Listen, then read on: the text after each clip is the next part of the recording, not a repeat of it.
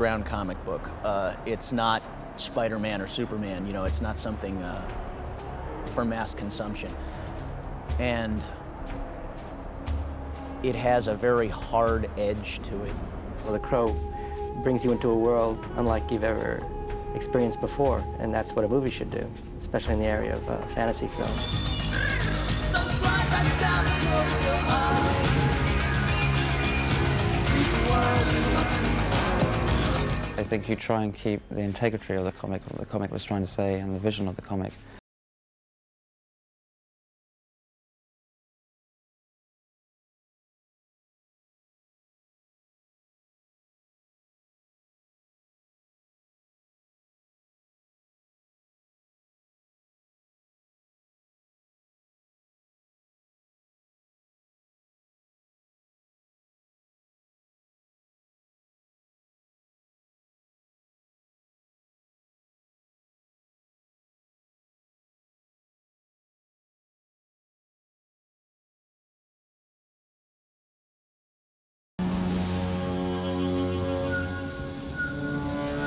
I think that the film is quite faithful to the comic book. I hope that it is, in terms of preserving that hard edge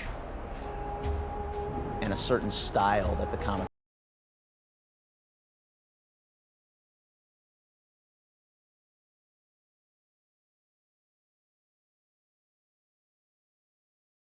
They're different mediums, you know, you don't have to tell a cohesive narrative story. In a comic book, you can do a lot with images and leave a lot up to the imagination of the reader. And he gradually learns along with the audience why he's come back, what his mission is.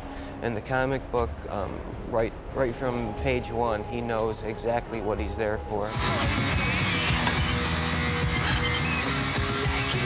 When I drew the book, I drew it in storyboards, and I always intended it to be in black and white, with the flashback sequences in Technicolor.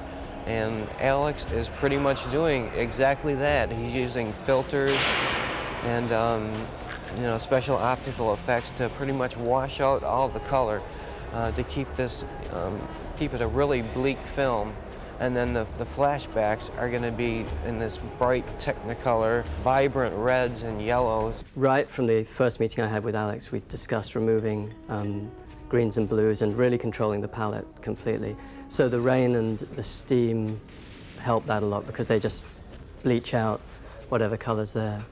But that's definitely been a very important part. We've censored across the board any cold colors, any blues, greens, or anything like that, and really tried to create a monochromatic palette with red. So in terms of color, the red is kind of the revenge color whenever we get into the bad guys. We're trying to introduce elements.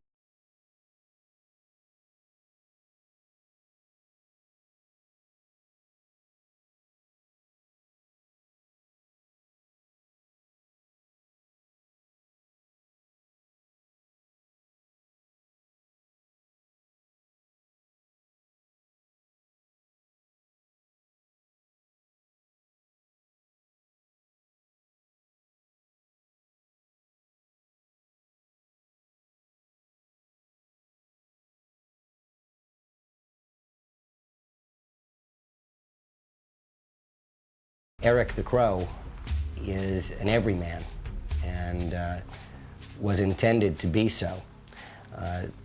Someone who is not remarkable in their life, but is remarkable once given the chance to return from the dead and to make amends, to avenge the murder of himself and his fiancée, Shelley. You're dealing with a supernatural situation, which is a man who has come back from the dead. And I think the thing that I enjoy most about this film is simply the questions that raises for me as an actor playing the part and for the audience who's going to see the film.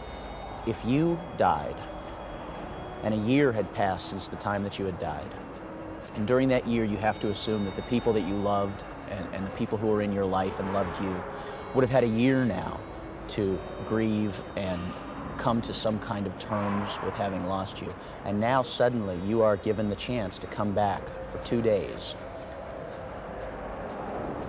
the world would be a very different place through your eyes, from the point of view of having been dead for a year and knowing that you only had 2 days now to be alive, in a sense, again. And there would be some fascinating questions that would confront you, like, wouldn't you want to tell somebody? But at the same time, wouldn't you feel a certain responsibility not to trammel in the lives of the people who have had a year now, like I said, to deal with that loss? And you would see the world through these very different eyes, these eyes that are coming from a point of view and a perspective that no one really has. I think what he's doing is tremendously romantic, but I wouldn't term him a hero.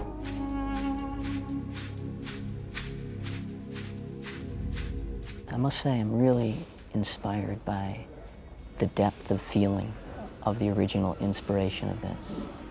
You know, when someone confronts those kinds of issues, you know, mortality and why is evil in the world, and if I can play a part in sort of illuminating that for an audience, as we know, reading is going away in the world, you know, and if we can re-inspire people to, you know, just as Milton was inspired by Homer and Virgil, you know, O'Barr is inspired to make his true experiences an homage to Milton and Poe. You know, we can stay in a great line, you know. I don't want to say, you know, that we're in that league, but we're inspired by that, so at least we can, you know, remind people of those other things too, you know. This is the first time I saw a movie that is now. You know, we're always sort of reaching back and pulling the things that we used to do. This is a movie that's happening. I mean, it's you see the whole impact that MTV had with just the images being flashed up. But here's a movie that has these very, very powerful images, and yet there's a story there. The story doesn't get interrupted. The love story is intact, and yet around it things are happening. And that's how I feel life is now. Sometimes we want to sort of I try to keep it simple so that I understand everything, but the reality is it's happening all around, and it's hard to keep up with. So this movie, in my opinion, reflects a lot of that. And it's the first time I've really seen that come together. I keep going back to these two major models. You can find that in Poe, this kind of creepy humor that's there, that's just on the edge of true fear. When the raven is tapping on the window.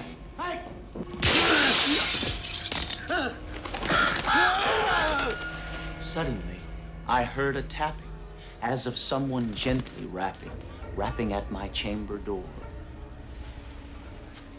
What are you talking about? There's a kind of wicked humor in those kinds of things, you know. That's the same kind of thing that we're going for here, you know. It's not something that tries to be sort of outside the reality or the truth of the inspiration that we're doing, but I think it shows up, you know, as it shows up in life. I mean, very bizarre situations are often darkly funny.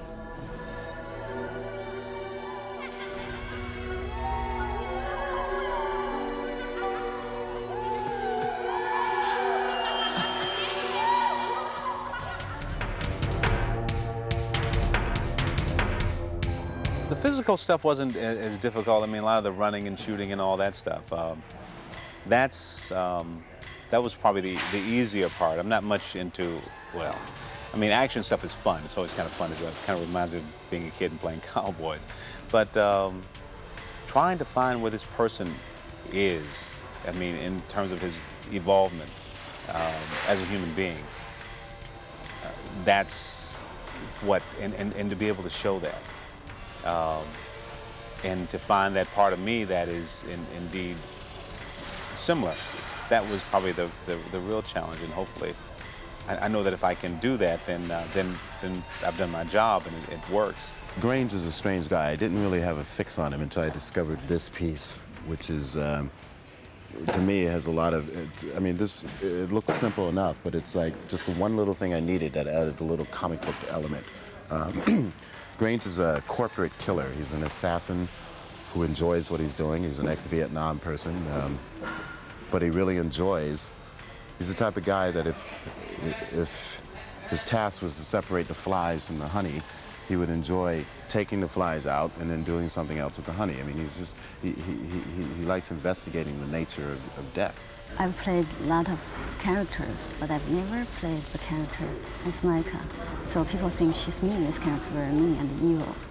That's a character I never played. So I'm very excited about that. For me, movies are larger than life. So any chance you get to make a larger than life character that's grounded in a reality base, because you can't act unless you understand a small, minute thing about it. That's exciting. Maybe there's a part of that Eric is a part of Albrecht. I don't know if so much father-son, but just there's a piece of him that he connects to and that he knows. I think he knows the character.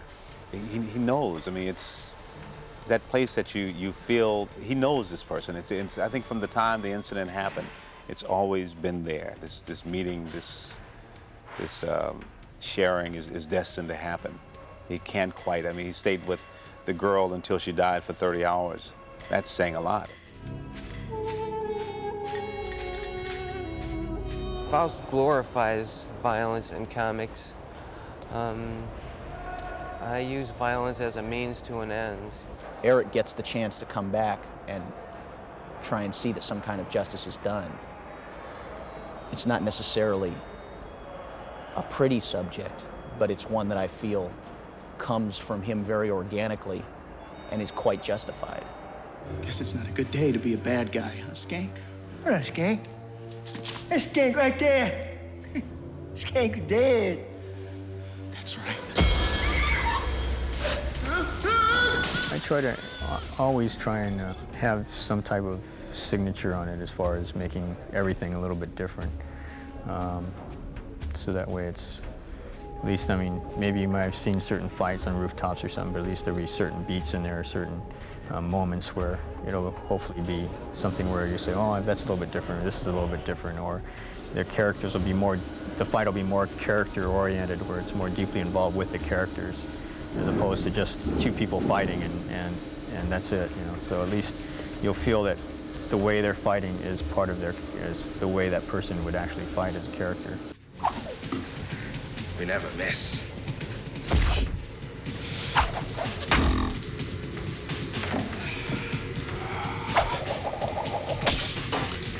Try hard. Try again. Basically, you got a bunch of criminals in one room that are from different areas of town, different nationalities, all brought together by one man, and yet very suspicious of each other, but still a certain bonding between them. And then you got Eric coming in, who's after Skank and everything else, and is there to just clean house.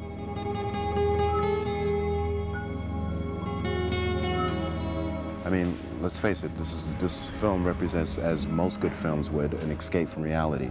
And the world right now is not as a sun-kissed lemony place that we would like to maybe pretend it is. So I think the good thing about films like this is if they can provide some sort of healthy catharsis to be able to, for 2 hours, forget about that world outside. I'm aiming at that audience that watches it on 42nd Street, which is where I got a lot of my basic film education. They go in there, they buy the popcorn, and they're talking and they're intercoursing with each other, and they're, for a moment, all focused on a singular purpose.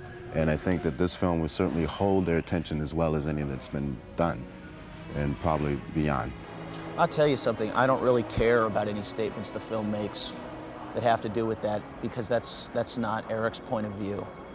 I'm sure that the world of this film is going to be a better place once the bad guys aren't there anymore. But that's not Eric's reason for doing what he's doing, and so it's not something I've stopped to consider a great deal. There's this wonderful quote from the book Sheltering Sky, where he says, "Because we do not know when we will die, we get to think of life as an inexhaustible well.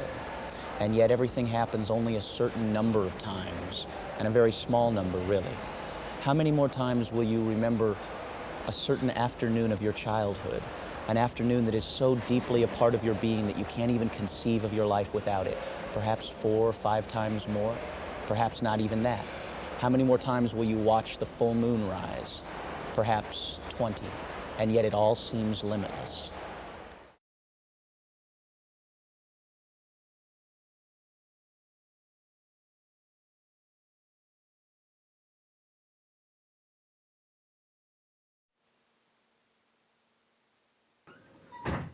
Be quiet down here.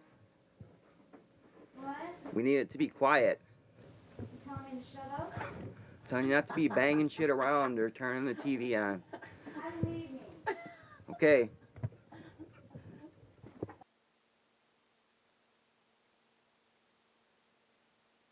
I started drawing as soon as I could hold a pencil, or crayons more accurately. I really didn't care for the illustrations that were in my coloring book, so I would do my own on the backs of the pages, and it just kind of carried on from there. I just never stopped. It's like I never go anywhere without bringing a notebook and a sketchbook, because I'm sitting on airplanes or in cars or something. I'm trying to work out a scene or a pose or something, or writing out some dialogue scenarios. But I probably have like 100 of these sketchbooks that are just full of things from 15 years worth of stuff. I'm not like a typical comic book artist where it's like somebody hands me a script and then I translate that onto images on the paper. It's like pretty much everything I've done has been, I've been the writer and the creator of it, and it has to have some kind of personal attachment for me to be involved in it, because it takes so much out of me to do this. It's like every single line on that paper comes from me, and every single line on there is there for a purpose. None of it's none of it's just eye candy. Everything has a meaning on there, and because it's so draining and it takes so much out of me, something has to be worthwhile for me to invest that much emotion into it. So, all the projects that I've done, have been like a real personal statement for me, and they're things that I've done for myself. Nothing has been, for just purely entertainment value. For a long time I thought it was kind of like a therapy, or like working out all my problems or angers or frustrations out on paper. And it was a lot cheaper than seeing a therapist or something. I was born in a trailer, and I actually got taken to the hospital like sometime in the next week, and my birth mother was so drunk and out of it that she couldn't remember exactly when I was born. It was between Christmas and New Year's, she said, so they made my birthday January 1st. I'm the New Year's hope. I spent my early formative years in an orphanage and foster care. I didn't get adopted till I was about 7, and so I spent a lot of time with a large group of kids, and with very few parental figures. And then when I did go out to be loaned out to some families on the weekends, it was never for very long, and a lot of times it just wasn't a very good situation. I mean, some of these people shouldn't have been allowed to have pets, let alone children. And I think there was a lot of monetary incentive for these people to do that type of thing, where they would get $100 to take a kid for the weekend. So, so when I was younger, I found it was best to just be quiet. Don't draw attention to yourself. Just kind of go over into the corner and entertain yourself for a while, and try not to bring anything bad down on yourself. And in fact, I'm sure some of these families that I went with thought I was retarded or something, because I never said a word and I didn't interact with anybody. I just kind of stayed to myself. So as a result of that, I didn't have very good communication skills as I grew up, and as a result of that, I learned to express myself on paper, and which has worked to my benefit since then. I never had any formal art training at all. Everything was kind of self-taught, and I learned my anatomy not from comic books, which is like a major failing of the artist day. It's like they learn from an exaggerated picture, so they're like doing an exaggeration of an exaggeration, and so it's twice removed from life. And the muscle structure is like completely wrong, and the figures just have no weight, or they're not solid. And so I actually learned to draw from like Michelangelo's statues, just classic sculpture, paintings from that era. I just kind of worked at it and worked at it, and if I had trouble with one area, like hands and feet and faces are typical areas that most people have trouble with. I would just work on those continually until I thought I had them down to where I could put it in any position, and it would work, and it would look lifelike, and I could make it do what I needed it to do to tell a story. Believe it or not, I got like a failing grade in art class. I had one of those foolish instructors who, not sound arrogant or anything, but I was like so far ahead of everybody else that their typical assignments were just like things that I had done when I was a toddler, and so I just could not bring myself to do that. I was doing these big epic scenarios while everybody else was drawing a cone, and because I refused to kowtow to this instructor and do his basic first grade, three-dimensional stuff, I ended up getting a failing grade, which kept me from placing higher on the graduation list. But that wasn't anything I was concerned with at the time. My adoptive parents were blue-collar, hard-working people from down south. They didn't see art as any type of career. It was just kind of a hobby to waste time with. I think they thought drawing was the equivalent of playing cards. It was just something to do, and I don't know. It kind of reached an apex in my teenage years where I was forbidden to draw in the house because I was wasting so much time, and was told to go out and get a real job, which I subsequently had to do.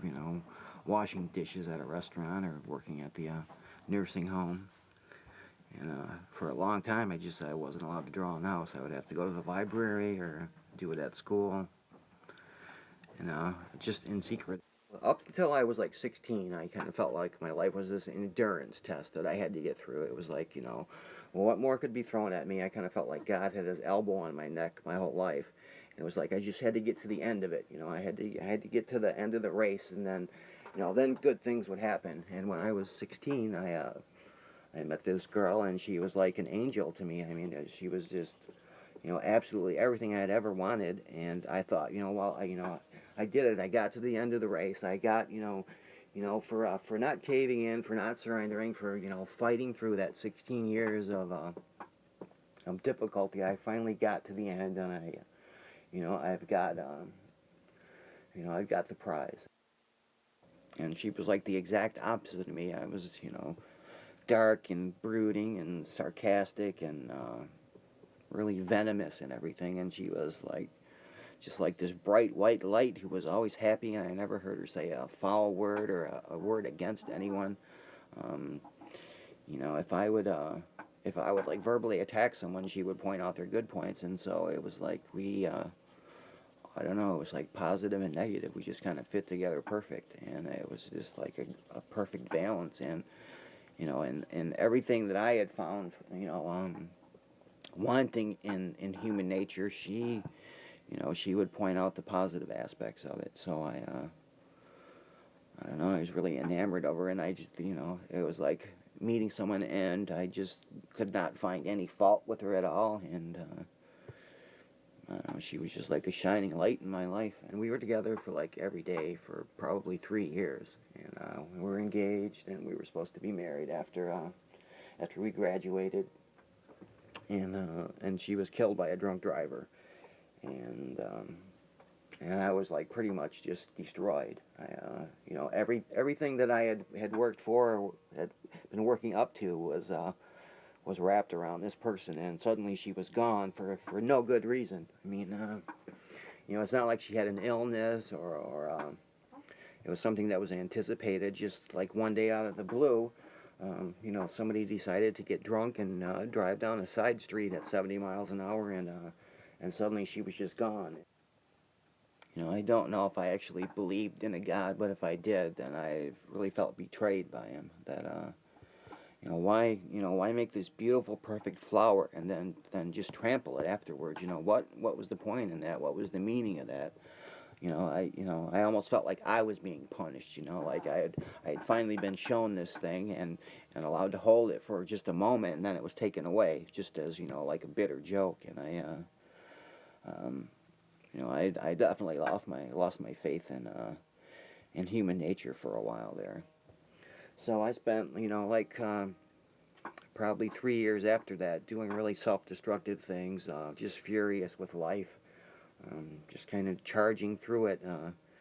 When I was little, when I was a kid, I used to play this game in the bathtub where I would try and keep all the water on one side of the bathtub, which is pretty much impossible. It just can't be done, but it was a game I would play, and I kind of felt like, that's what I was doing in my life. I was just trying to keep everything bad and evil and everything that would destroy me back.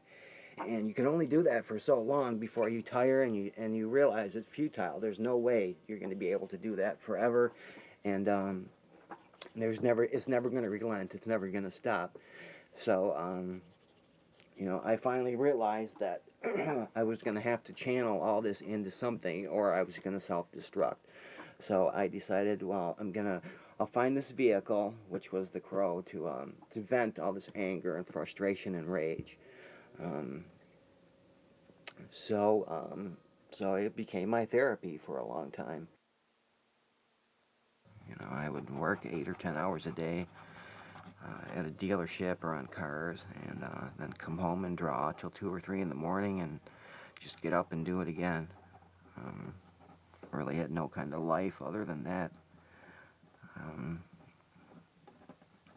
Just putting in time.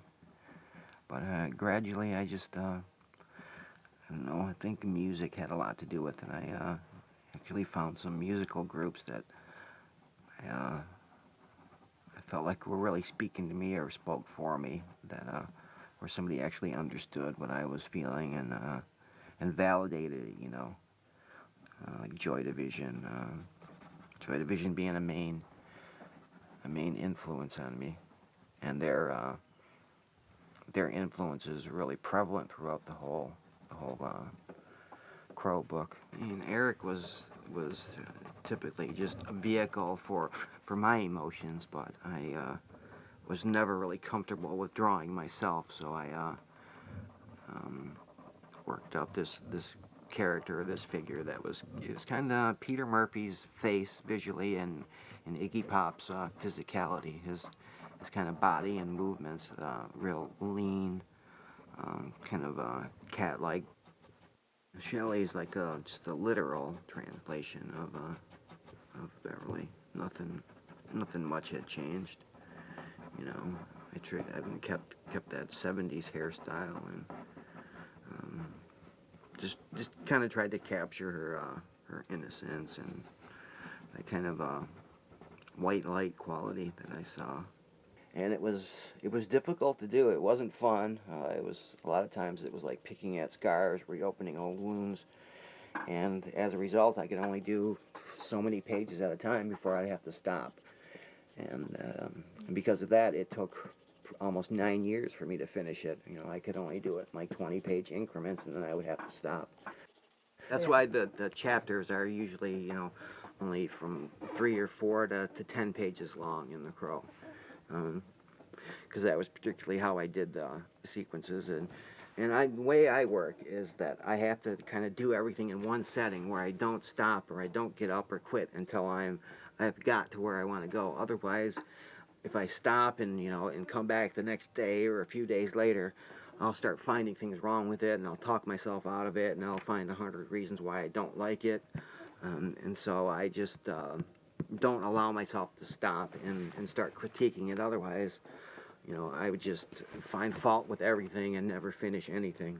The creation part of it is what is important to me. It's like I have this image in my head that I want to get down on paper, and it's if I can get 60% of that down on paper, then that's a tremendous success.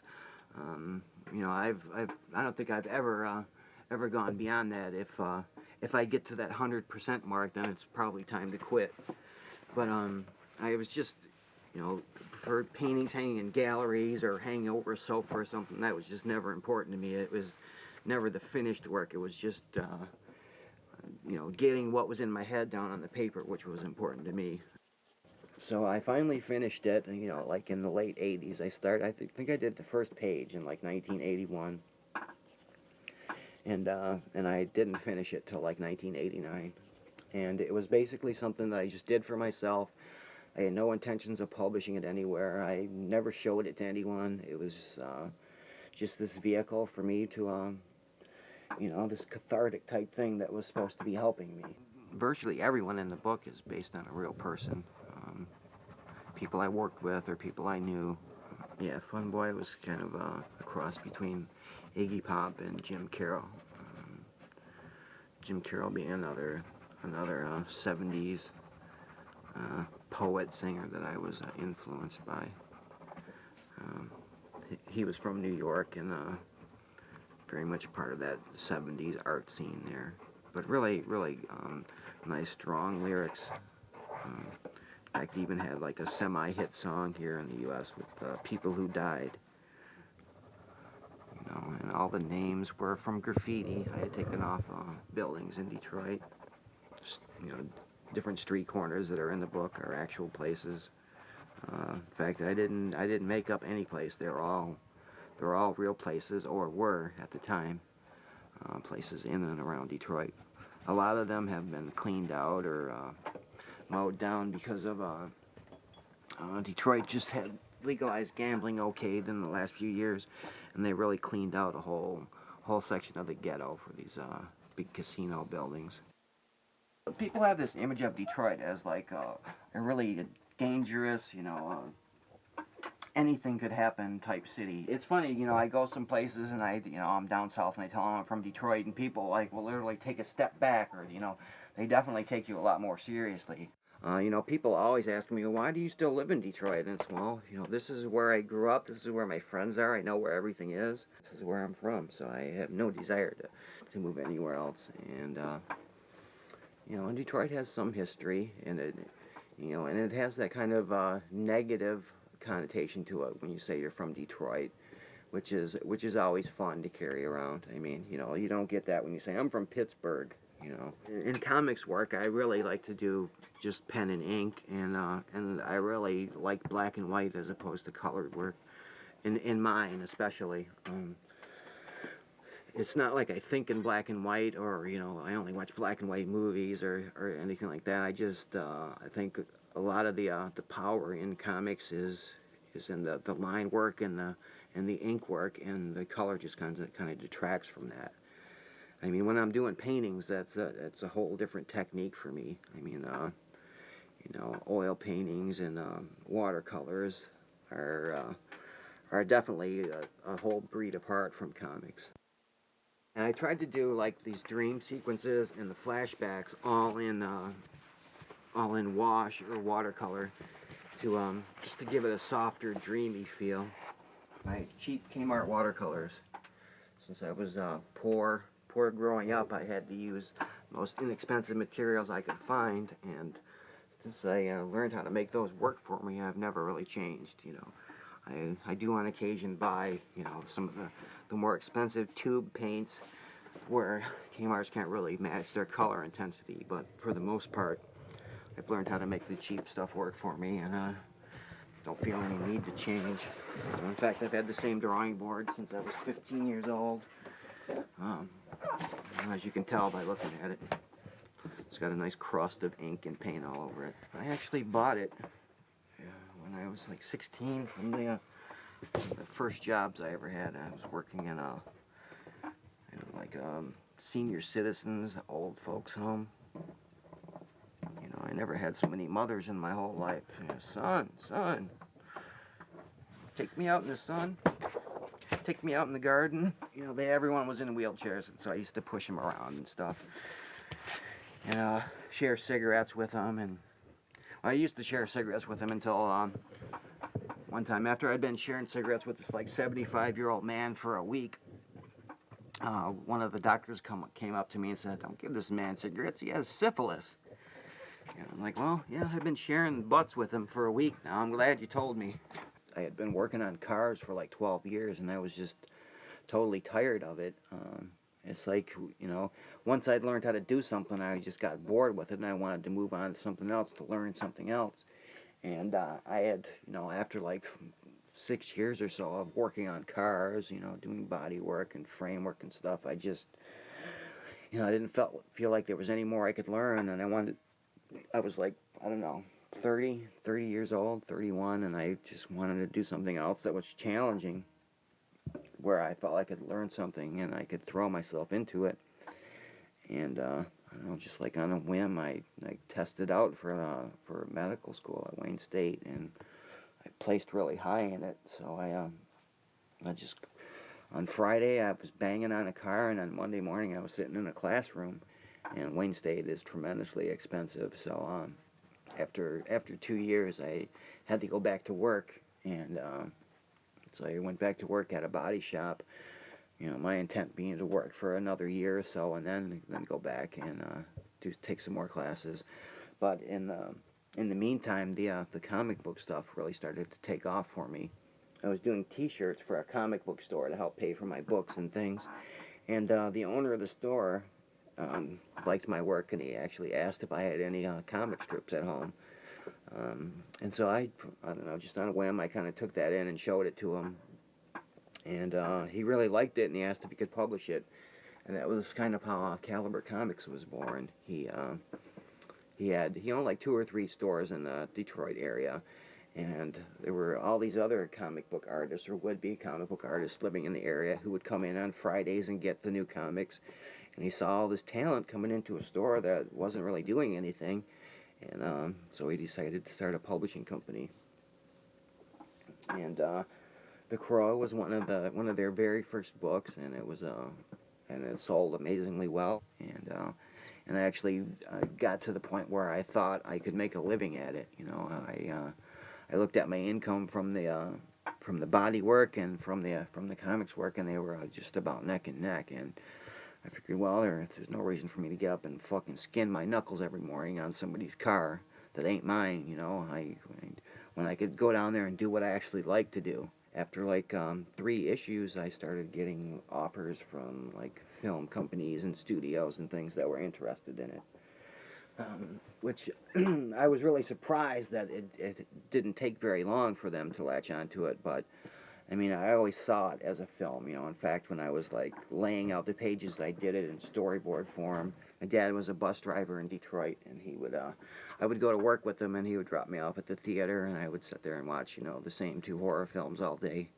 and then he would pick me up on his way home. So spent lots of weekends down there. I'm definitely influenced a lot by film. You know, when I'm drawing comics, I'm thinking of camera angles, and you know, I'm thinking of where do, you know, even though I'm drawing a scene, I'm actually thinking where I'm placing a camera. But you know, in reality, the camera is just my head. You know, where I'm looking at a scene from. Typically, you know, comics in that respect work just like film. You know, if you have the camera far away from the figures or the action, it tends to isolate it and make it more formal and less intimate. And comics work the same way. If you push in on somebody into a close-up, it adds more immediacy to it, and it makes it more informal. So in that respect, you know, comics and film are really similar. You know, and on the other hand, comics are a lot different than film. Whereas, you know, time is one thing where you can't really guide the reader on how much time to spend on each picture when he's reading a story. So typically you have to slow a page down, you have to put more panels in it, more pictures, so they have to spend more time reading it. You know, put more dialogue or more caption balloons on a page to keep them on that page longer. Or if you want to speed it up, you use a lot of big panels, like on the action sequences. You know, I typically do 3 or 4 big panels, or splash panels, which is, you know, a whole panel. And in some instances, I even will do a double page panel, which is stretched over 2 pages. So, and the other big difference between comics and film is sound. I mean, in comics you have these big sound effects, you know, plastered across the panels, and you just have to hope that the reader's going to accept those and you know, and kind of like sound them out in his head.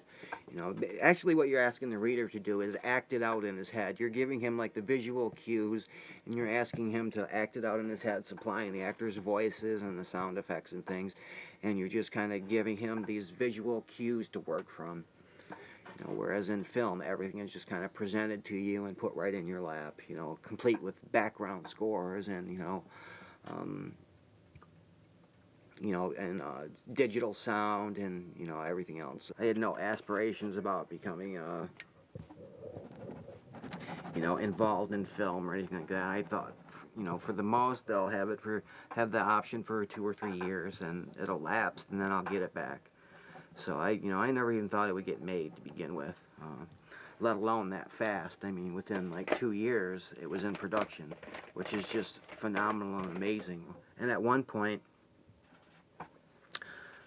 one of the producers, in a meeting, one of the producers said, and this is no joke, he literally said this, I know, we can do this as a musical, we can get Michael Jackson to star in it, and we can get Julian Temple to direct it.